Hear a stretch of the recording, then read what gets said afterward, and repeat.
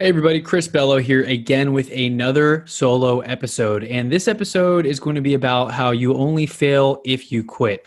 I may have talked about this before, a lot of stuff on here I kind of grow on and I go into more detail on, but that's kind of life. A lot of these things you may have heard before, but as you hear them again at a different phase in your business or in your life, it may hit you a different way. It's almost like reading a book and then reading it again 3 years later, and you're like, whoa, this applies way more, or I never read about this part in this way because now I'm having that issue that it talked about. So, again, if you have heard this before, I still think you're going to get value out of this episode. Actually, let me rephrase that. I know you're going to get value out of this episode. How's that for certainty? But you only fail if you quit. Failure really is just failing forward. You're learning things, you're trying new things. Something may not work the way you anticipated it. You have to look at it almost like a science experiment, whether you're marketing or trying something new in your business.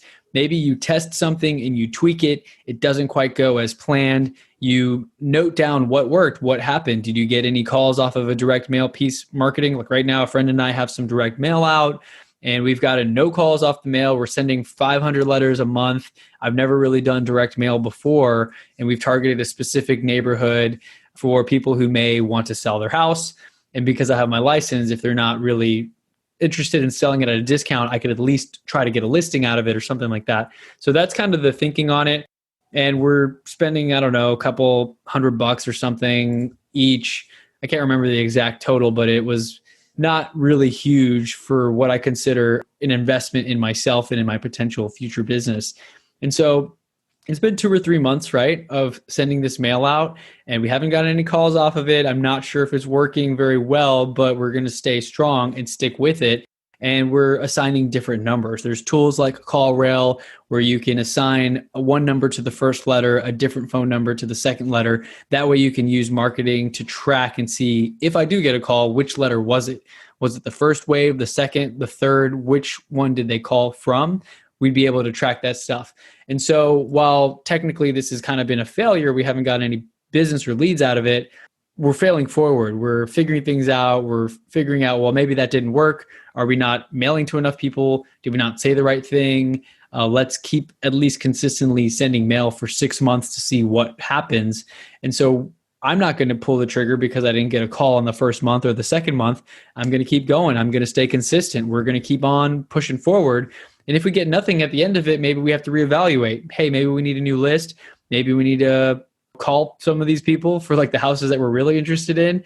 We have to get creative and we have to do things like that. So failing can be frustrating. There are a lot of perfectionists out there. I have many friends who are perfectionists.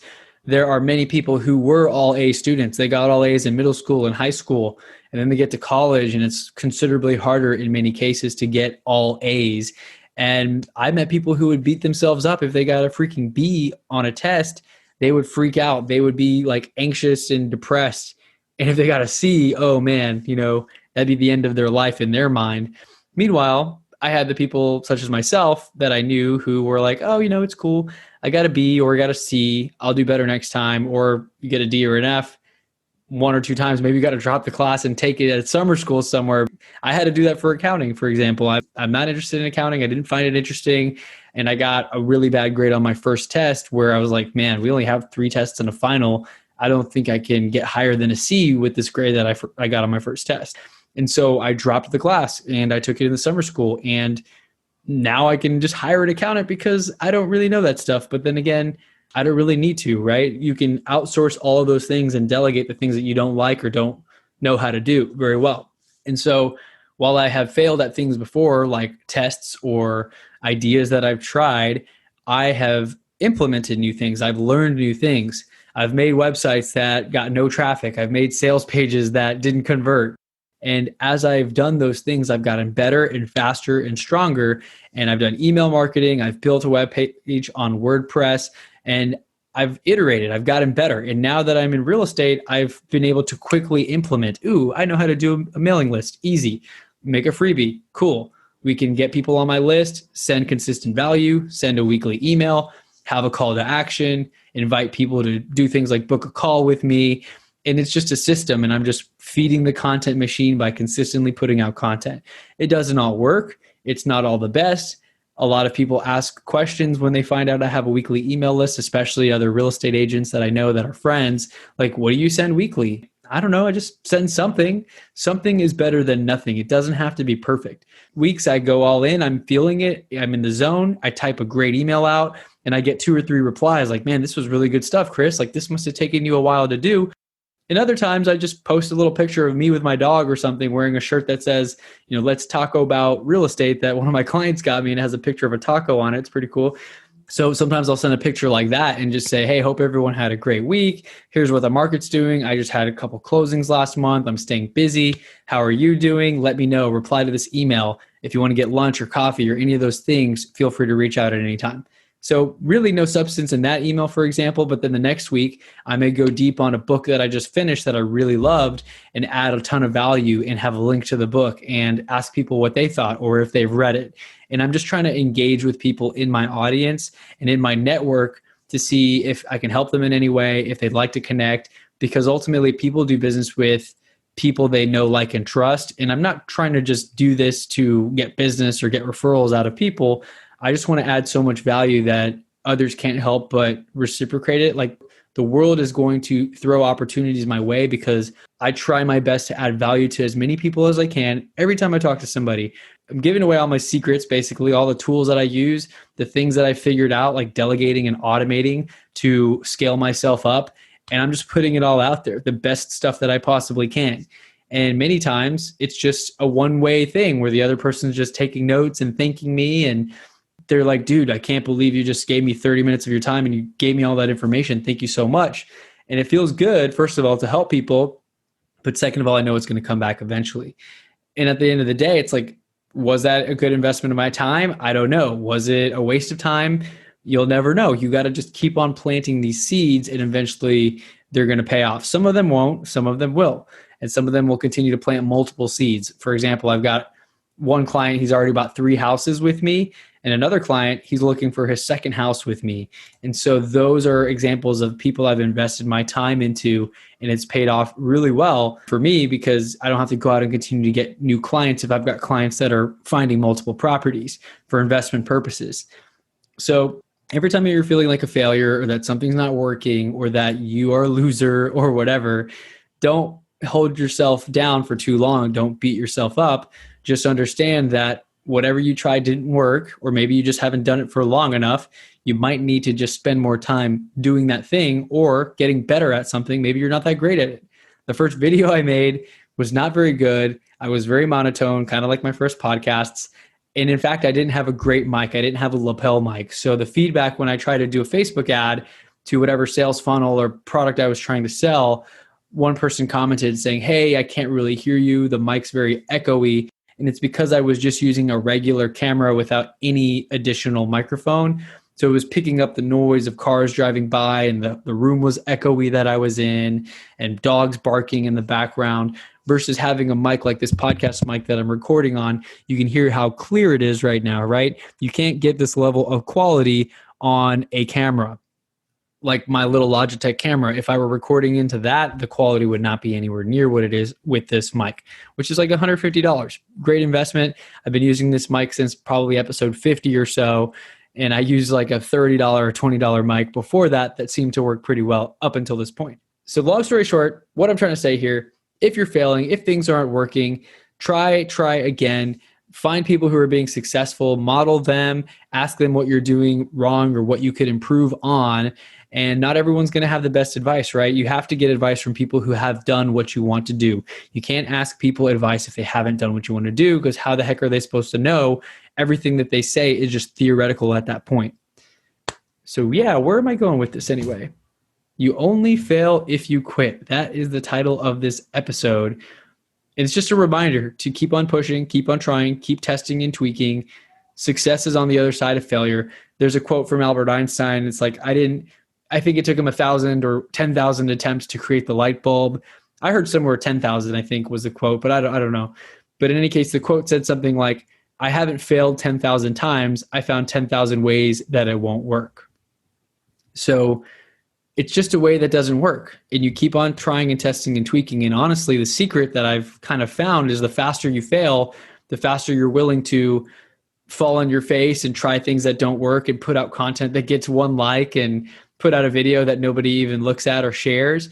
The faster you do that, the more you do that, the better you get. You get in front of camera, you start to become more comfortable.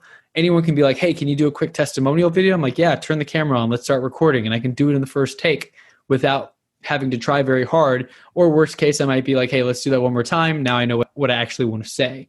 And so it wasn't always like that. I couldn't always just speak spontaneously like that.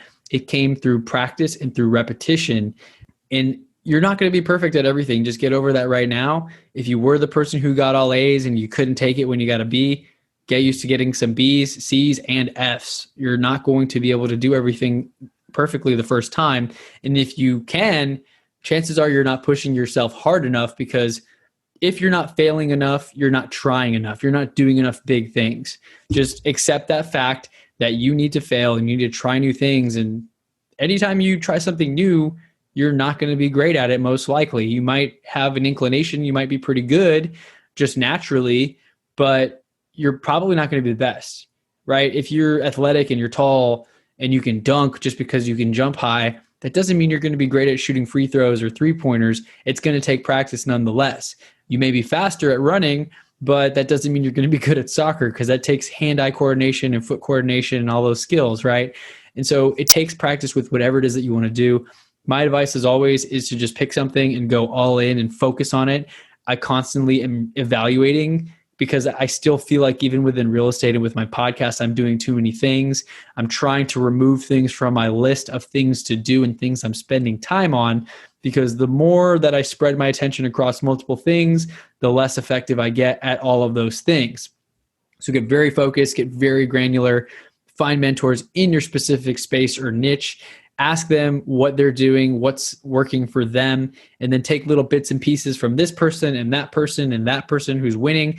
Maybe combine the top 2 or 3 strategies and really stay consistent with that until you see success. Because if it's working for someone else, why won't it be able to work for you, right? If anyone ever did something, you can too. That's something I heard that Gary Vee has said, and that's super freaking inspiring. It's almost like that Gatorade commercial back in the day, like anything you can do, I can do better. I remember I loved that as a kid, and you could see people playing tennis and just like basketball and just really competitive feeling. But in any case, if anyone ever did something and they were successful at it, you can too. Pretty cool. I mean, if you're 3 foot something or 4 foot something, you may not be able to dunk. You may be able to jump really high compared to your height, but within reason, right? You can become a rocket scientist. You can send people to the moon. You can create an awesome medicine to cure some kind of disease or something like that. Antibiotics and stuff like that. I don't know, do some crazy science stuff. But you can do anything you set your mind to if you're willing to do the work and you're willing to stay focused on it long enough to actually see success. Too many people quit too soon because they're not seeing the needle move. You have to be able to stick with it. And one last example before I go. In a podcast forum that I'm a part of, somebody was like, I'm starting a podcast, any tips? I said, my main tip would be publish consistently. Post at least 1 or 2 episodes a week for a year, even if you're not seeing any traction at all. How many people are willing to do that? Spend an entire year posting 1 or 2 episodes a week without any guarantee of success, return, growth, anything. You have to be able to have that mindset, because a lot of things take time. And so with that being said, hope everyone's doing well. Have a happy Thanksgiving. This episode should be going live on Thanksgiving Day. Remember what you're grateful for, your family, friends, health, opportunities, failures as well, because those are lessons. What did you learn from them? How can you get better? How can you do it better next time? And while the failures suck sometimes, losing money or having an idea that doesn't work or having a patent on something that you can't manufacture, cough, cough, like myself, I had issues with that on a product that I try to create with a friend. And I mean, I see it as a lesson. I don't see it really as a huge failure, because I know I'm going to be successful. It's just a matter of if, not when. It's just a matter of timeline. I'm 100% confident in myself, and maybe I'm a little delusional, but I swear it's with certainty that I say that I know I'm on that path, because I'm just taking all the right steps. Meditating and journaling and doing a morning routine, reading books, joining masterminds, networking with millionaires. Had coffee with a millionaire the other day, a bunch of multifamily apartment complexes. And the show the plan is for me to do a podcast swap with him. He'll be on my show. I'll be on his. And he told me I can drive in his McLaren next time we hang out. So like all these things, I'm just trending in the right direction. I might fail at a couple of relationships. I might not do a great job pitching somebody. The other day, I took a swing at a podcast where the guy had a pre-interview. You had to jump on there, add value, and show him what you're going to talk about to get considered for his show. And I mean, I love motivational stuff and entrepreneurial stuff, and I thought that was going to be enough since I could speak well and spontaneously. But he thought I didn't have a compelling enough message, and I wasn't really dialed in enough on like the value that I was going to add and what made me unique. And while I was a little upset about that, and I felt like, oh, I'm going to show you, you know, my podcast is probably bigger than yours, is what I was thinking. I took it with a grain of salt, and I was like, okay, thank you, I appreciate that. But I still gave myself points for the day because I was like, hey, I took this call. I still showed up here, gave it my best, talked to this guy for 20 minutes. I didn't get accepted to get on his show at this time, but next year when I've got whatever it is that he was looking for and I package it all up in a nice pretty bow and have my specific story or message or whatever keynote speak type of thing, I'll be able to reach back out and probably get on the show. So in any case, I took my shot. I shot my shot, right? I took a try. It didn't work out. But if I hadn't taken that try or attempt, I definitely wouldn't have gotten on his show. And so you have to continue to show up. Whether or not things work out, you have to at least show up, right? 98% of success is just showing up. So again, happy Thanksgiving. Just show up. At least show up. You have to do more than that sometimes. You have to put in more work. But showing up is the first step. With that being said, I'll catch you on the next episode. I hope you found this solo episode valuable. And I haven't asked for this in a while. So if you did find this valuable, if you could please share this with a friend or a family member, or even better, share it with 2 people, post it on your social media. And most importantly, if you could leave me a review, specifically in Apple Podcasts, that would be great because it helps others find the show. It helps my show grow. And I'm still at 4.5 average star somehow because of a couple of lower reviews when I first started the show. So a couple of 5 stars would be much appreciated if you found value once again. So with that being said, thank you. Please leave me a review if you found value, and I'll talk to you on the next episode. Thanks so much.